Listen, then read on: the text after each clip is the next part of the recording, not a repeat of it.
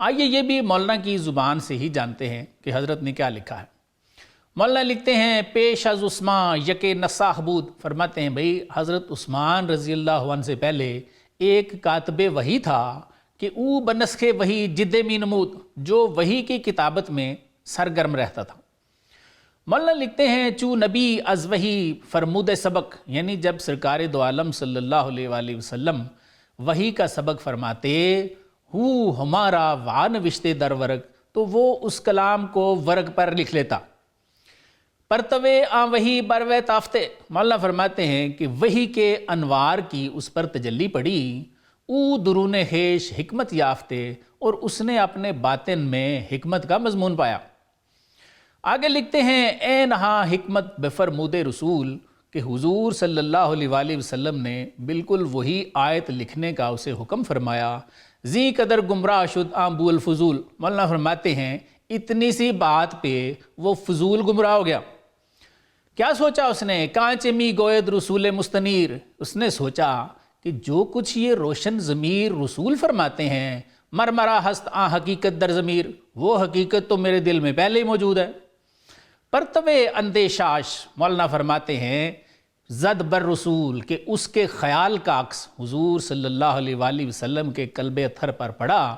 قہر حق آورد بر جانش نزور، مولانا فرماتے ہیں کہ اللہ تعالیٰ کے قہر نے اس کی جان پر نزول کیا۔ پرتوے او ناگہش در دل بتافت، مولانا لکھتے ہیں کہ اللہ کے قہر کا عکس بھی اس شخص کے دل پر پڑا، در درون ہیشتن حرف نیافت، جس کی وجہ سے اس نے اپنے دل میں حکمت کا ایک لفظ بھی نہ پایا۔ ہم از نساخی برآمد ہم از دین، فرماتے ہیں کتابت وحی سے بھی برطرف ہوا اور دین سے بھی برگشتہ ہو گیا۔ شد ادو مصطفیٰ و دین بکیں، فرماتے ہیں کینہ پروری سے حضور صلی اللہ علیہ وآلہ وسلم اور دین کا بھی دشمن بن گیا۔ مصطفیٰ فرمود کہ اے گبر انود، حضور صلی اللہ علیہ وسلم نے فرمایا کہ اے سرکش گمراہ، چوں سے آ گشتی اگر نور از تو بود، فرمایا کہ اگر تیرے دل میں نور تھا تو تیرا دل سیاہ کیسے ہو گیا ہے؟ گرد یمبو الہی بودائی، سرکار نے فرمایا اگر تو اللہ کے نور کا چشمہ ہوتا، این چنی آب سیاہ نہ کشودائی، تو ایسا سیاہ پانی تو اسے کیسے جاری ہوتا؟ اس مضمون میں بہت سارے اشعار ہیں، لیکن میں ان کو مختصر کرتا ہوں کیونکہ ہمارے پاس وقت کم ہے اور بات سمجھنے مقصد ہے۔ آپ صلی اللہ علیہ وآلہ وسلم نے فرمایا اے برادر بر تو حکمت جاری است، یعنی اے بھائی تیرے دل میں جو حکمت جاری ہوتی ہے نا، از ابدال است و بر تو واری است، فرماتے ہیں وہ کسی ابدال کی وجہ سے ہوتی ہے، تیرے پاس عارضی ہوتی ہے،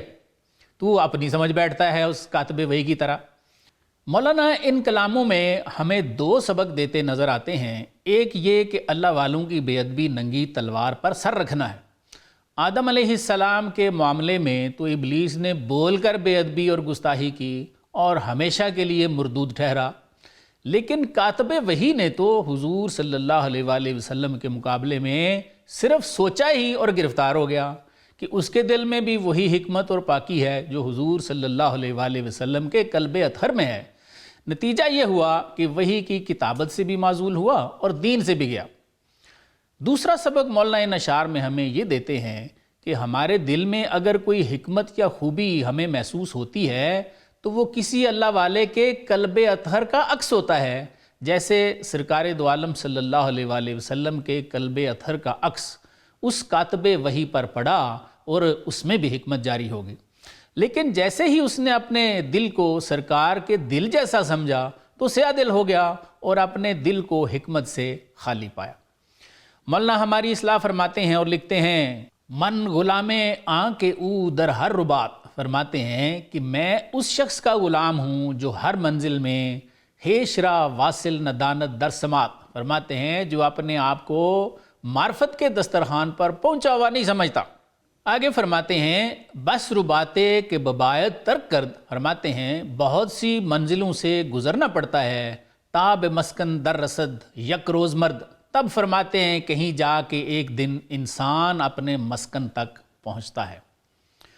گرچہ آہن سرخ شد او سرخ نیست، سمجھا رہے ہیں ہمیں، فرماتے ہیں کہ اگرچہ لوہا سرخ نظر آتا ہے لیکن اس کو سرخ نہیں سمجھنا۔ پرتوے آئرائے آتش زنیست، فرماتے ہیں وہ آگ کا مانگا ہوا عکس ہوتا ہے۔ گرشوت پر نور روزن یا سرا، آگے فرماتے ہیں کہ اگر روشن دان یا گھر نور سے بھر جائے تو مدا روشن مگر خورشید را، تو فرماتے ہیں تم نے روشن صرف خورشید کو ہی سمجھنا ہے، اپنے آپ کو نہیں سمجھنا۔